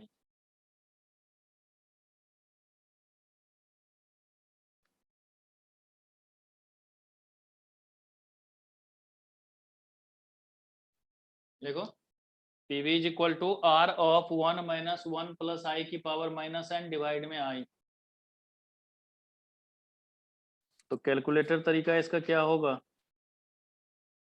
1 divide 1 plus I equal to up to n terms minus 1 divide I into R is equal to PV।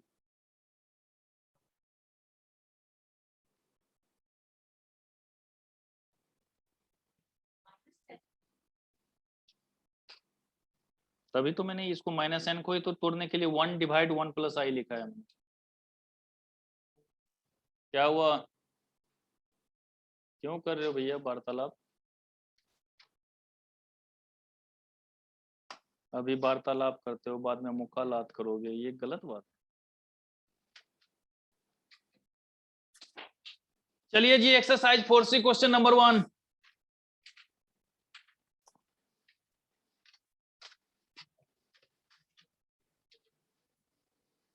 नए book में answer गलत दे रखा है, पुराने book में सही दे रखा है। थोड़ा सा अंतर है। एचपी क्या है, क्या हुआ, एचपी क्या है?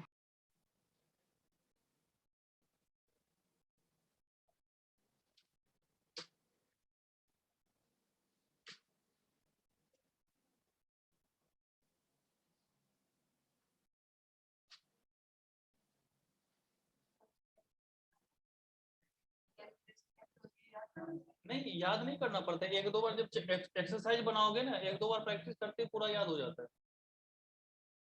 मैथमेटिक्स का डिफिनेशन ही होता है मैथमेटिक्स इज प्रैक्टिस। प्रैक्टिस करोगे याद रहेगा, नहीं करोगे भूल जाओगे। ऐसा तो इसका कोई बूटी नहीं है कि मैं बोल के बोलूंगा आजा बच्चे पी लें, है कि नहीं? वो तो प्रैक्टिस तो करना है। नहीं ना यार, कोई नहीं, अभी क्वेश्चन करेंगे तब समझ।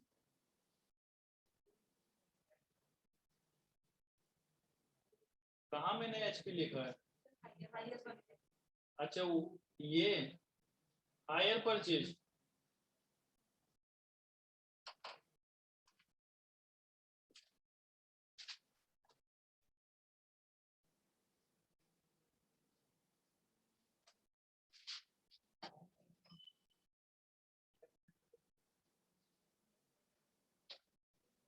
देख लिया एक्सरसाइज 4C क्वेश्चन नंबर 1।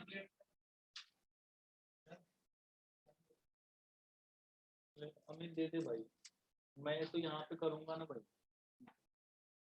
अबे ले, अब मुझे याद ये 32,218 रुपये 63 पैसे आंसर है। अब मैं भी अपना कैलकुलेटर अगली क्लास से लेके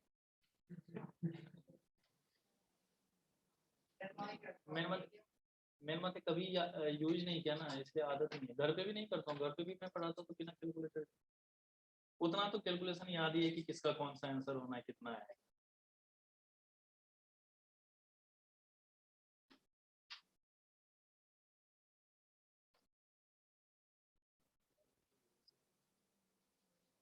वीडियो देख लेना आप।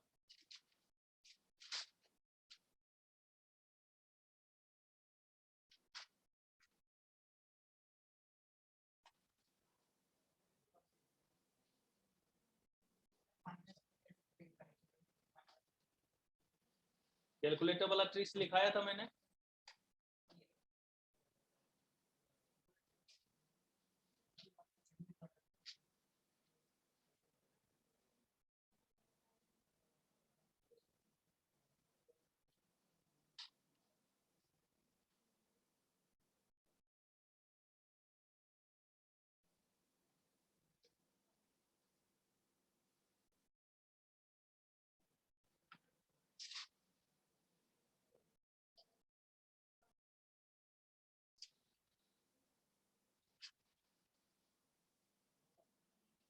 देखो कहता है the present value of an annuity of ₹3,000 for 15 years at 4.5% per annum compound interest. ठीक है, तो आपको रेट ऑफ इंटरेस्ट दे रखा है 4.5%।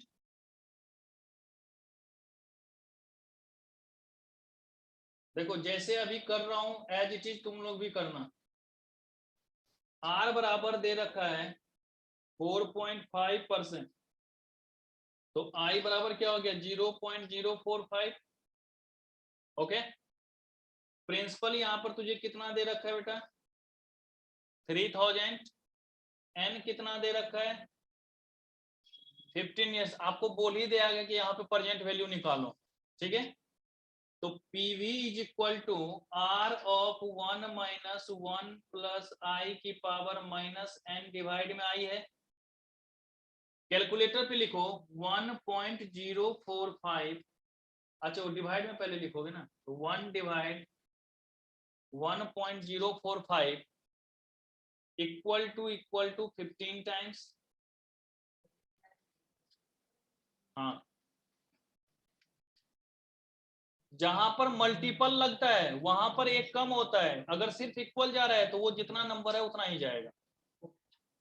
-1 डिवाइड 0.045 इंटू 3,000। देखो 32,218 रुपए 63 पैसे आ रहे होंगे।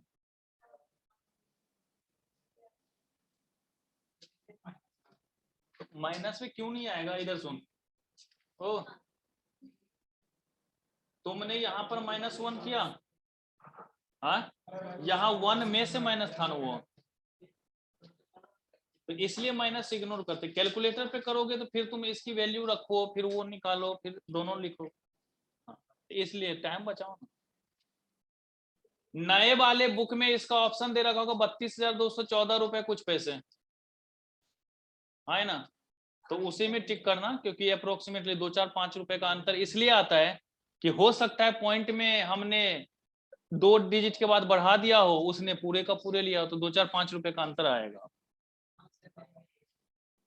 ओके, क्वेश्चन नंबर 2 करके दिखाओ, 2 और 3 करके दिखाओ जल्दी से।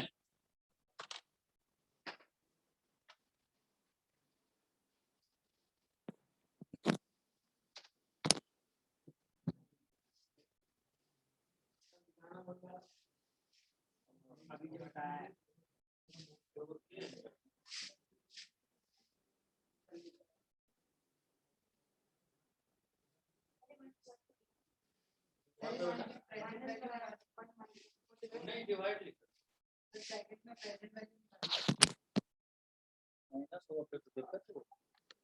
क्या हुआ बेटा? सेकेंड में क्या दे रखा है? द अमाउंट, अमाउंट का मतलब फ्यूचर वैल्यू ना,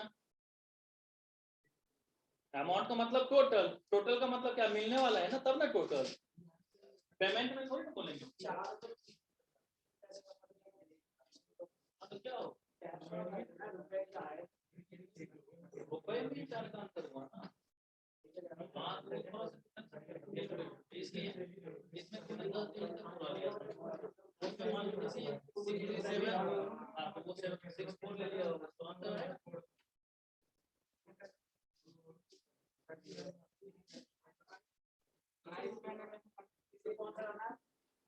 सेकेंड एंड थर्ड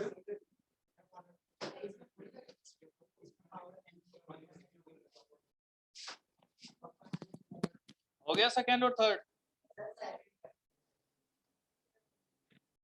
अबे इतना सन्नाटा क्यों है भाई? मनदीप, मयंक, मेहल, मुस्कान, यस सर, क्वेश्चन 2 हो गया। तो हो गया, चलो थर्ड करो जल्दी से।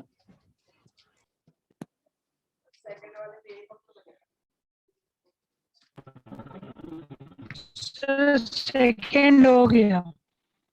क्या हुआ? सर सेकंड हो गया, 2190 रुपए 28 पैसे आंसर आएगा। हाँ तो थर्ड करो।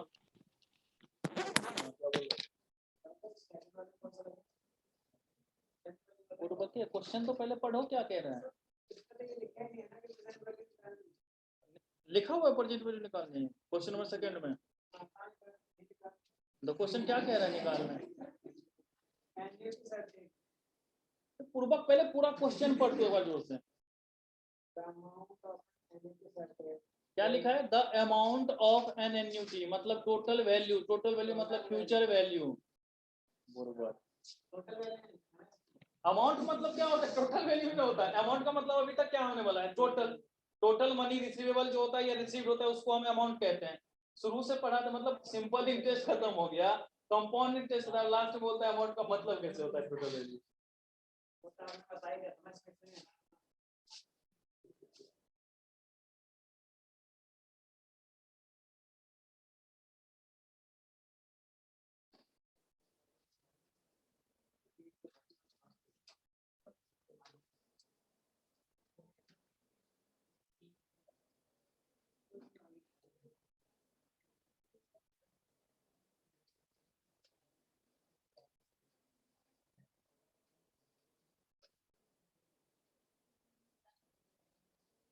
हो गया?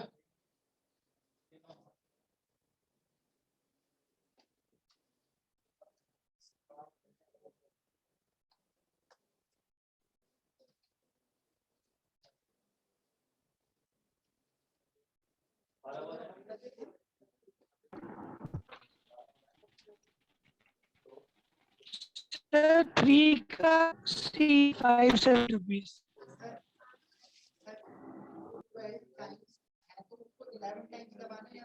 अच्छा, 11 बार क्यों दबाया था? अभी मैंने उसके लिए शॉर्टकट बताया था।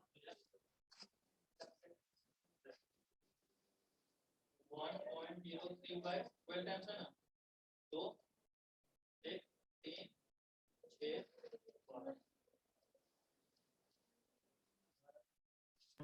सर थर्ड हो गया।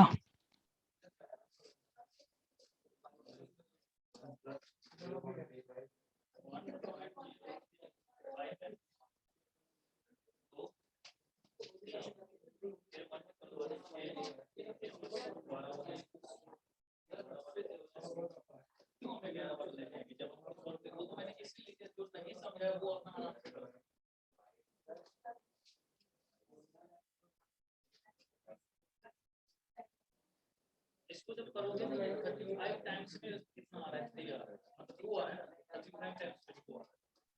जब तक 2 के बराबर नहीं आएगा तब तक कोई इक्वल टू दबा देगा, वो उतना टर्म्स हुआ है। हाँ हाँ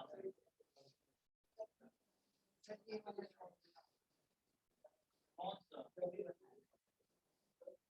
1.035 पावर 12 है, तो अब तुम करते हैं, मैंने बोला था जब उसी पे मल्टीपल इक्वल कर दे 6 और 6 पे इक्वल कर दे दोबारा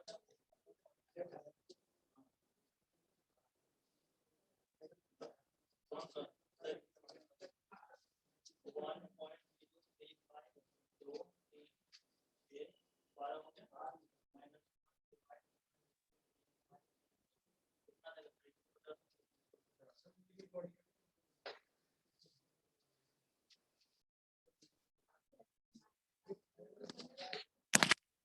हो गया सबका। देखो क्वेश्चन नंबर सेकंड को करने के लिए तुम लोग कर लो 1.035 पावर 12 है ना, 2 3 फिर मल्टीपल इक्वल टू 6 12, उसके बाद हो जाएगा -1 डिवाइड 0.035 इंटू 150 21 90 28 पैसे।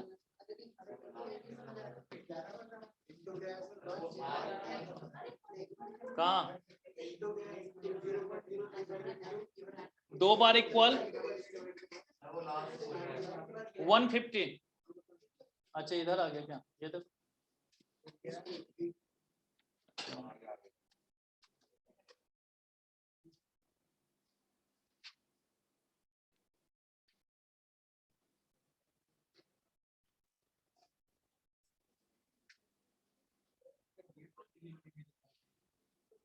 हो गया। थर्ड नंबर में क्या लिखा हुआ है, ए लोन ऑफ रुपीज, क्या लिखा है, लोन ऑफ, लोन किस में आता है, तो कौन सा फॉर्मूला लगा लोगे, लेकिन अब सोचना जरा, इस परजेंट वैल्यू ऑफ 10,000 मतलब हमारे पास परजेंट वैल्यू ही गिवन है 10,000, तो निकालना पड़ेगा प्रिंसिपल। अरे आर को जहां प्रिंसिपल ही कहते हैं रे बाबू।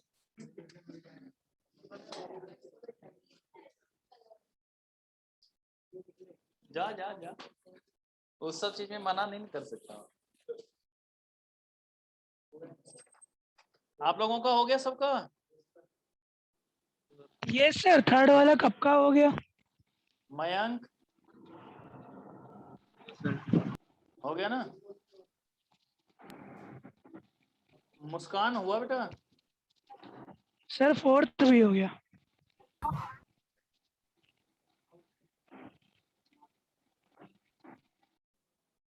ठीक है, ये तो इसकी कहानी हो गई। हाँ तो बस 2 मिनट का टॉपिक तो बचा हुआ है, क्योंकि मैंने क्या बोला था, ऐसा चीज बताओ कि जो एक ही बार में खत्म हो जाए। मैंने दूसरा फॉर्मूला इसलिए नहीं बताया क्योंकि अब ये समझ में आ गया ना, फॉर्मूला यही रखूंगा, दिखाता हूं चेंज क्या करना है हमें। फ्यूचर वैल्यू का ये फॉर्मूला मैंने रख दिया, एज इट इज तुम यहां पर उतार दो, F V is equal to R of 1 plus I की power n minus 1 divide I. लेकिन यहां फिर बात गलत हो जाएगी मेरी, मैंने ये बोला था इसमें एक बार इंटरेस्ट ज्यादा मिलेगा, तो 1 प्लस आई से मल्टीपल कर दो, हो गया इंटरेस्ट एक बार ज्यादा, प्रॉब्लम सॉल्व। ठीक है, इसमें पहली कहानी ये हो गई। अगर परजेंट वैल्यू की बात करें तो परजेंट वैल्यू में क्या बोला था कि एक बार इंटरेस्ट कम देना पड़ेगा, सिर्फ हमें प्रिंसिपल देना पड़ता है, यही बोला था हमने। परजेंट वैल्यू का ये फॉर्मूला है यहां पर।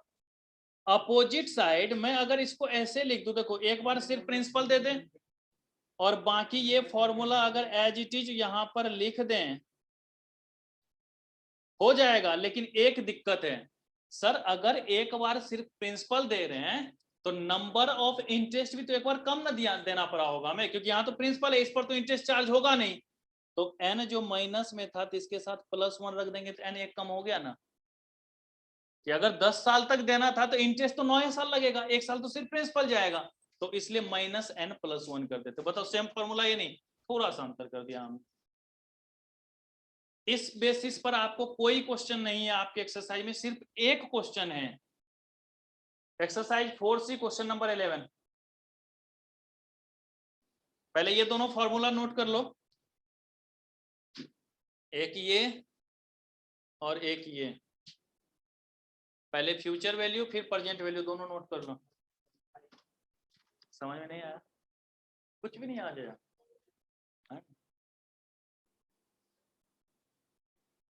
नहीं तो इससे पहले वाला एक बार वीडियो देख लेना, समझ में आ जाएगा पूरा। ग्रुप में ऐड हो ना वहाँ ऐप में, तो देख लेना।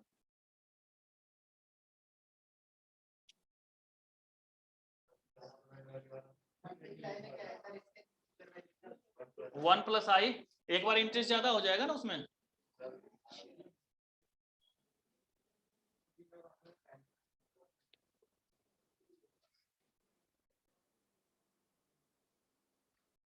भगवान करे 10 दिन तक ऐसा ही मौसम है, मजा आए।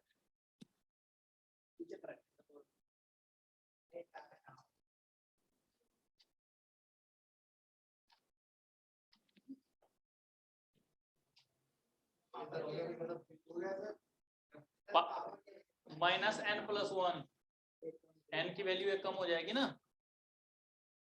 चलिए 4C क्वेश्चन नंबर 11।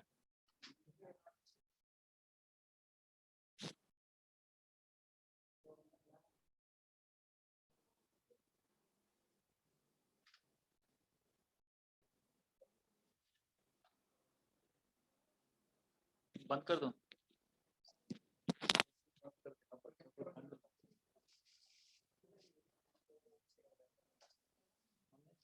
सोने में जहाँ कोई आवाज, ये पंखा भी करते तो थोड़ी थोड़ी तो खूब फेंकना, ये खूब फेंकता है।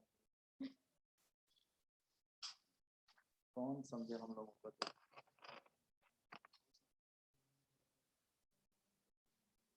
अरे करो क्वेश्चन नंबर 11 भाई, इतना देर में सॉल्व होके आंसर बता देते तुम लोग तो। हाँ हो ना सके, एग्जैक्ट वैल्यू बताओ कितना है। अच्छा तूने कैसे मिला दिया ऑप्शन? कैलकुलेटर पे अगर 11,761 रुपए आ जाएगा तो आज के बाद नहीं पढ़ाओ। अब सॉल्व करके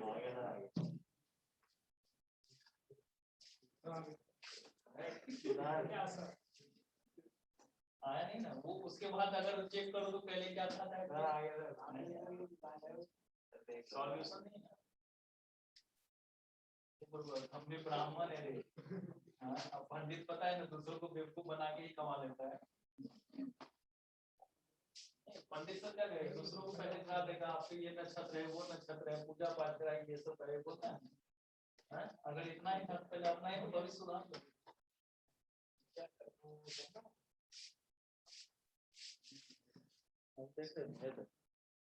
खाली पीली पहना दिया है, कभी कभी ऐसे अगर मच्छर उच्छर बैठ जाए तो खुद चोट भी लग जाती। हो गया भाई?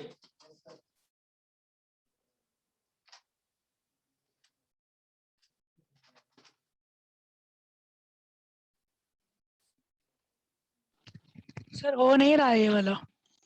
हमने बोला फ्यूचर वैल्यू निकालने के लिए इसमें पहले क्वेश्चन तो देखो कि ये कौन सा क्वेश्चन है। कहता है a person invest ₹500 at the end of each year with A bank, लग तो रहा है एट द एंड का ही क्वेश्चन है, which pays interest at 10% per annum compound interest annually. The amount extending to his credit 1 year after. 1 year after he has made his yearly investment. अब यहां पर थोड़ा दिमाग पर जोर दो। हमने 31 दिसंबर को पेमेंट किया, एट द एंड है हमारा, लेकिन बैंक बोला ना जी हम तो आज कंसीडर नहीं करेंगे, हम तो 1 साल के बाद करेंगे। लेकिन 1 साल के बाद तो 1 जनवरी ही है ना। ये नहीं कि आज अगर 31 दिसंबर को किए हैं तो अगले साल 31 दिसंबर को। बैंक का तो टर्म्स चेंज हुआ अगले साल, या जैसे 31 मार्च को जमा किए, बैंक 1 अप्रैल को क्रेडिट करेगा तो वो तो बोलेगा 1 ईयर आफ्टर। तो बैंक अब उसको क्या मान के चलेगा, बिगिनिंग या एंड? आपने तो सोचा एंड हमने किया है, और ट्रीटमेंट उसका हुआ क्या? और क्वेश्चन में भी वही चीज क्लियरली लिखा है कि हमने तो जमा किया है 500 रुपए एट द एंड, लेकिन बैंक उसको रखता है और उसको क्रेडिट करता है 1 ईयर आफ्टर। जैसे आप लोगों ने शायद BRS पढ़ा होगा, बैंक रिकंसिलिएशन स्टेटमेंट, उसमें इन चीजों को देखा होगा कि जब हम बिल डिपॉजिट करते हैं या फिर जैसे चेक वगैरह डिपॉजिट करते हैं तो हम तो अपनी तरफ से मेंशन कर देते हैं, लेकिन बैंक में मेंशन कब होता है, जब वो क्लियर होता है उसके बाद। तो उसी तरीके से यहां है कि हमने तो पैसा डिपॉजिट कर दिया, वैल्यू कंसीडर्ड कब होगा, जो बैंक कहेगा वो कंसीडर होगा ना। तो बैंक कह रहा है कि हम अगले साल से करेंगे, तो बैंक किस क्या मान के चलेगा उसको, at the beginning, sorry in the beginning. Bank उसको क्या मान के चलेगा, इन द बिगिनिंग। तो अब जो अमाउंट का फॉर्मूला लगेगा वो हमारा बिगिनिंग वाला लगेगा या एंड वाला?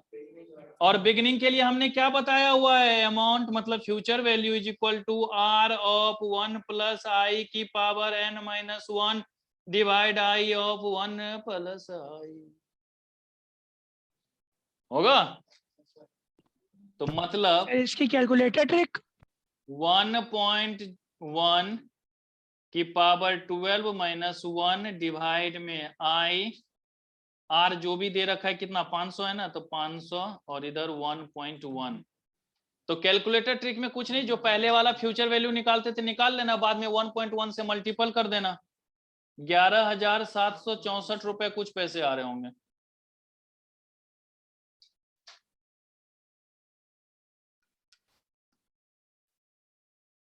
ओके